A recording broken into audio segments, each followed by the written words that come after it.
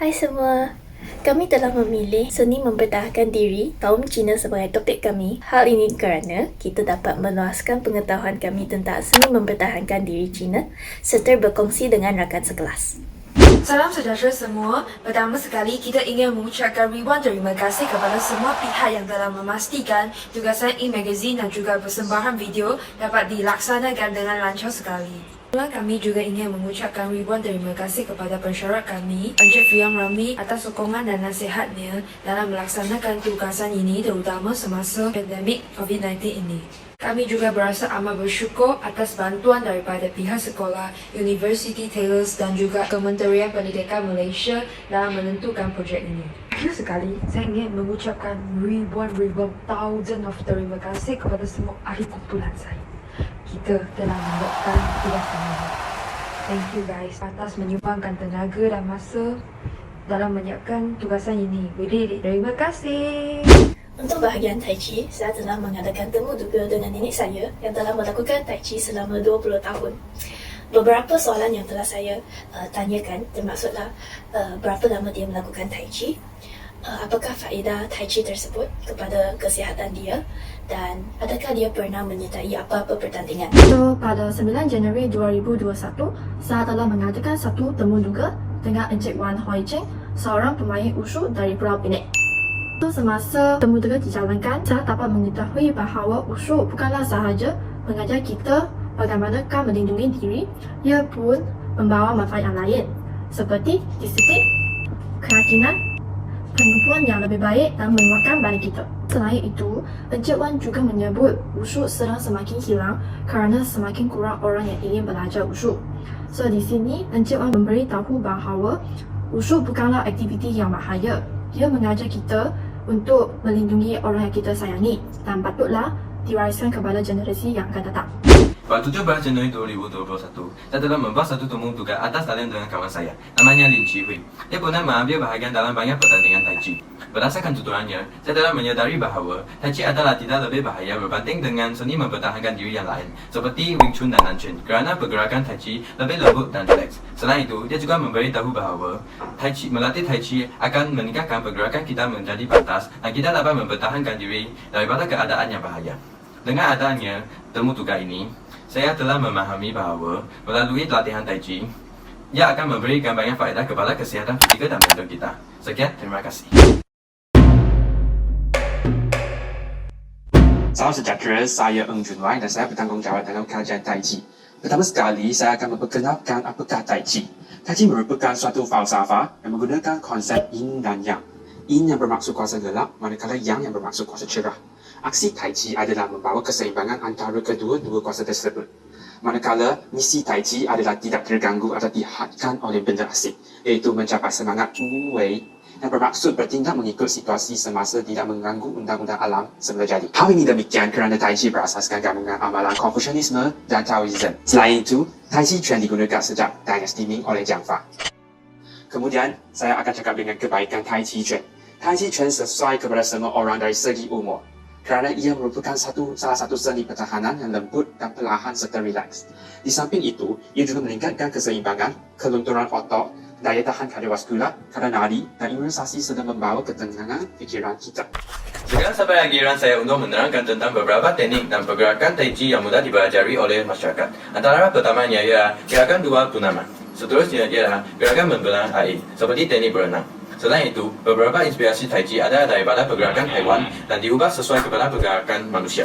Contohnya, postur ular ia bergerakan seperti talian ular. Di samping itu, postur harimau dan postur monyet pula melakukan gerakan haiwan yang sama seperti namanya. Seterusnya, saya akan melibatkan sedikit informasi tentang dasar prinsip Tai Chi. Ada pertamanya ialah sen naik ke atas. Kepala kita harus teguh lurus dengan leher supaya sen dapat naik ke atas kepala. Keduanya ialah turunkan dada, naikkan punggung.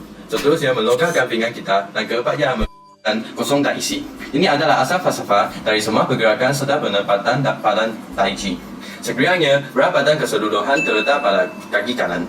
Ini bermaksudkan bahawa kaki kanan adalah isi dan kaki kiri adalah kosong dan sebaliknya. Seterusnya ialah rendahkan bahu, turunkan siku, koordinasi atas dan bawah, kesatuan ruangan dan dalaman. Akhir sekali, ini adalah dasar prinsip Tai Chi yang paling penting, iaitu guna kehendak, bukan kekuatan. Semasa latihan Tai Chi, seluruh badan kita harus dalam keadaan yang tidak ketat. Janganlah kita menenangkan pada otot, tulang dan aliran darah. Sebab ini akan mengakibatkan batasan diri. Setakat ini sahaja penerangan saya. Sekian, terima kasih.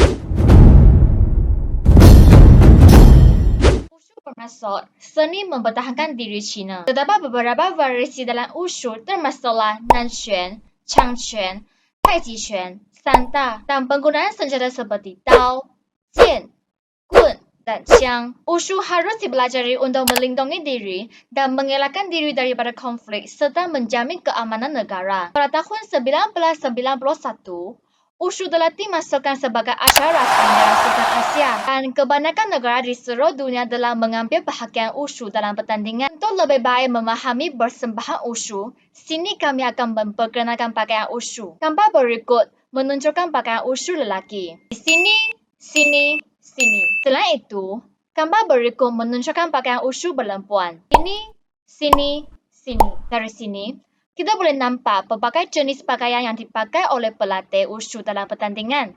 Seterusnya, kita akan memperkenalkan beberapa penggunaan senjata dalam Wushu. Dao telah banyak digunakan dalam Wushu. Kalau Wushu merupakan salah satu senjata yang paling penting daripada senjata Wushu kerana ia merupakan disiplin moden. Di samping itu, kita juga akan membincangkan tentang jian. Jian merupakan pedang lurus yang bermata dua dalam disiplin Wushu. Jianshu biasanya diamalkan oleh wanita, tetapi lelaki yang mempunyai fleksibiliti yang baik juga boleh melakukan disiplin ini. Gambar ini menunjukkan gambar kun ataupun tongkat.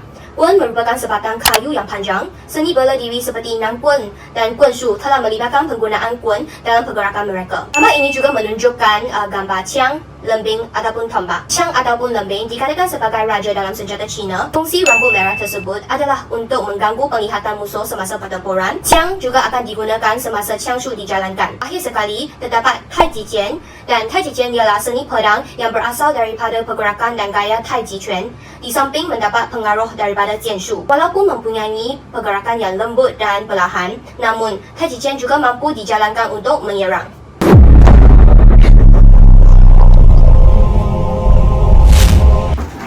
Sekarang saya akan memperkenalkan Wing Chun.